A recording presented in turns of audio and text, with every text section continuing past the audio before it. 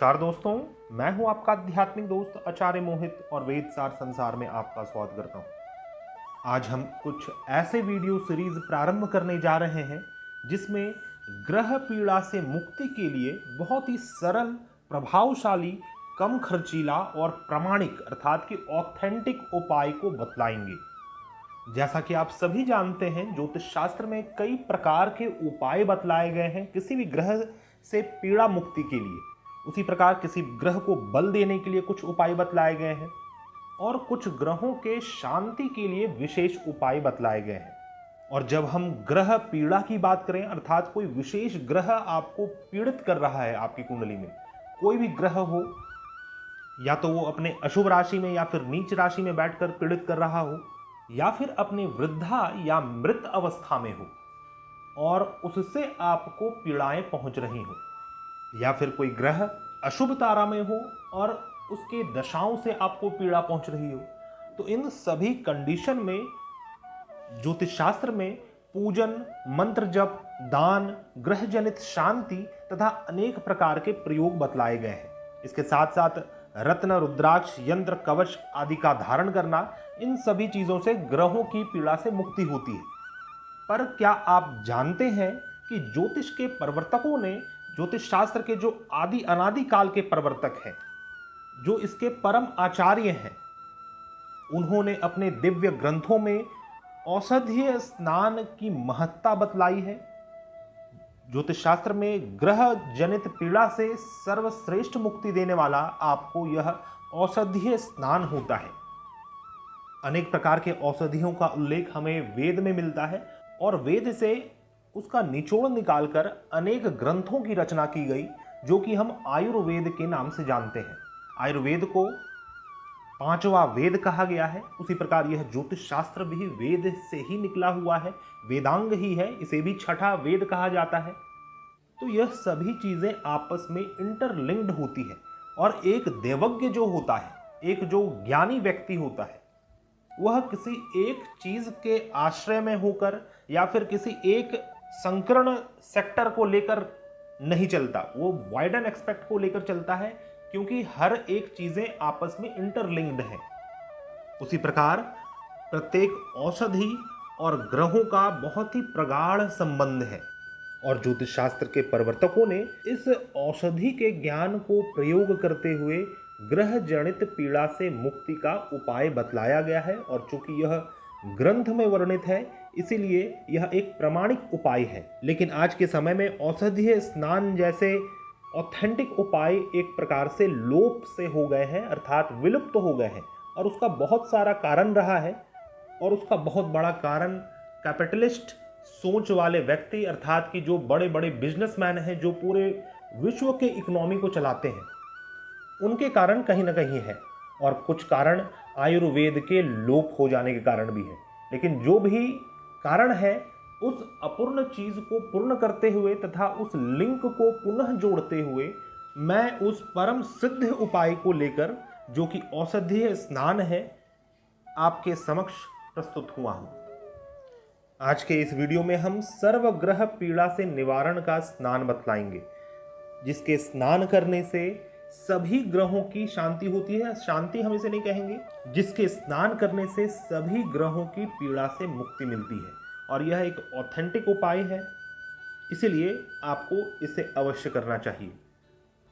इसी video series में हम प्रत्येक ग्रह के ऊपर भी बात करेंगे। आने वाले वीडियोस में हम, यदि आपको सिर्फ और सिर्फ सूर्य ग्रह से पीड़ा मिल रही है, तो उससे संबंधित क्या औषधीय स्नान शास्त्रों में बतलाए गए हैं और उसे आपको कब और किस प्रकार से करना चाहिए, इसी प्रकार से हम 9 ग्रहों के ऊपर बात करेंगे। और वीडियो सीरीज के अंतिम में हम एक बहुत ही पावरफुल औषधीय स्नान के ऊपर बात करेंगे, जो कि सर्वग्रह पीड़ा से मुक्ति के लिए रहेगा। तो आज का भी वीडियो सर्वग्रह पीड़ा मुक्ति के लिए स्नान है। यहाँ पर आचार्यों ने कुछ 10 औषधि बतलाए हैं। उन 10 औषधि को आपको व्यवस्था कर लेना है और यह सभी औषधि आपको किसी भी पंसारी के शॉप में मिल जाएगा या फिर औषधालय से आप प्राप्त कर सकते हैं। कोई भी वैसा औषधालय हो जहाँ पर औषधियाँ रखी जाती हों, तो वहाँ पर आपको प्राप्त हो जाएगा। प्रत्येक शहर में कोई ना कोई एक ऐसा शॉप होगा, दुकान होगा जहाँ पर यह सभी औषधि मिल जाए। और सभी औषधि बहुत ही रिजनेबल रेट का है, अर्थात कि इसके लिए आपको बहुत ज़्यादा धन भी खर्चने की आवश्यकता नहीं है और आपके उपाय भी होंगे। तो आप सभी नोट करेंगे, मैं आपको औषधि का नाम बतलाता हूँ। पहला है लाजवंती, लाजवंती। दूसरा है जौ, देवदार, सर्वौषधि। सर्वौषधि एक ऐसा औषधि होता है जिसमें 5-7 प्रकार के औषधि मिले रहते हैं, जो कि यज्ञ आदि कर्म में यूज़ किया जाता है। उसके बाद है कूट, कांगनी, सरसों, हल्दी और लौंग।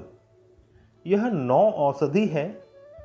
इन 9 वस्तुओं के मिश्रण से आपको स्नान करना है और इससे सभी ग्रहों की पीड़ा शांत होती है।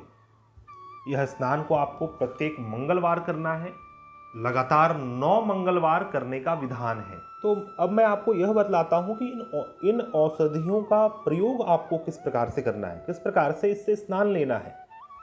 शास्त्रों में जो इसका विधान बतलाया गया है वो इस प्रकार है कि सभी औषधियों को जितनी मात्रा में आपको लेना है, थोड़े थोड़े मात्रा में आप ले लें, उसका कोई विशेष मात्रा नहीं है।